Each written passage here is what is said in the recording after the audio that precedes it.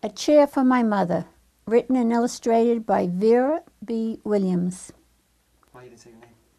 Oh, hi, I'm Nanny. My name is Eileen, but you can call me Nanny. My mother works as a waitress in the Blue Tile Diner.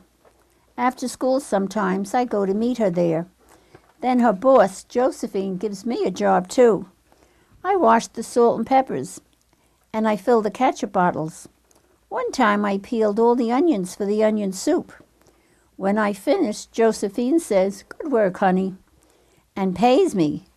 And every time I put half of my money into the jar. Takes a long time to fill a jar this big. Every day when my mother comes home from work, I take down the jar.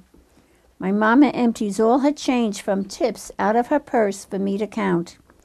Then we push all the coins into the jar. Sometimes my mama is laughing when she comes home from work.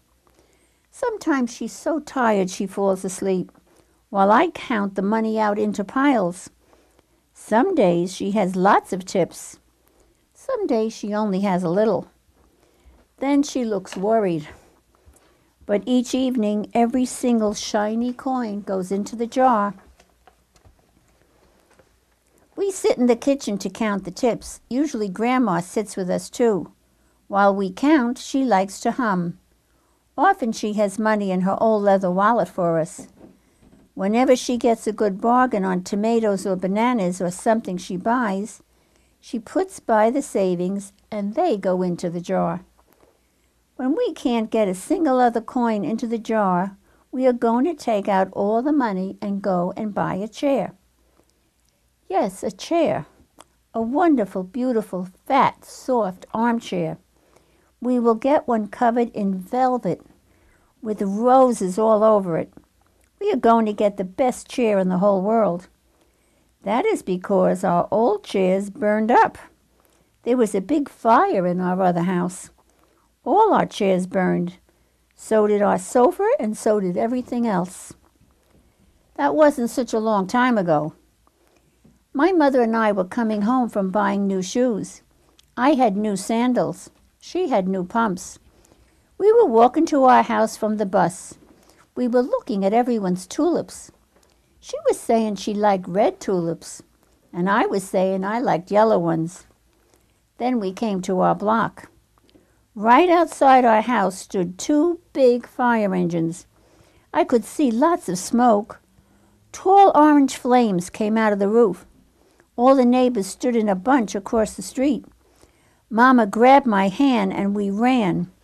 My Uncle Sandy saw us and ran to us. Mama yelled, "Where's Mother?"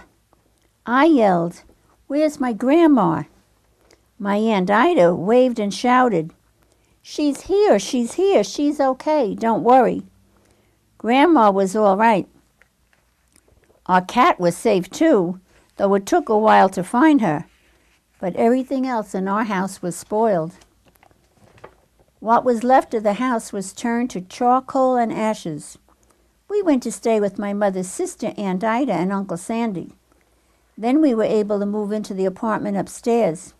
We painted the walls yellow. The floors were all shiny, but the rooms were very empty. The very first day we moved in, the neighbors brought pizza and cake and ice cream, and they brought a lot of other things too. The family across the street brought a table and 3 kitchen chairs. The very old man next door gave us a bed from when his children were little. My other grandpa brought us his beautiful rug.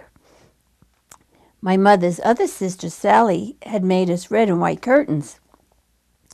Mama's boss, Josephine, brought pots and pans, silverware and dishes. My cousin brought me her own stuffed bear. Everyone clapped when my grandma made a speech.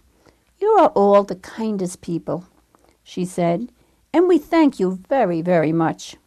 It's lucky we're young and can start all over."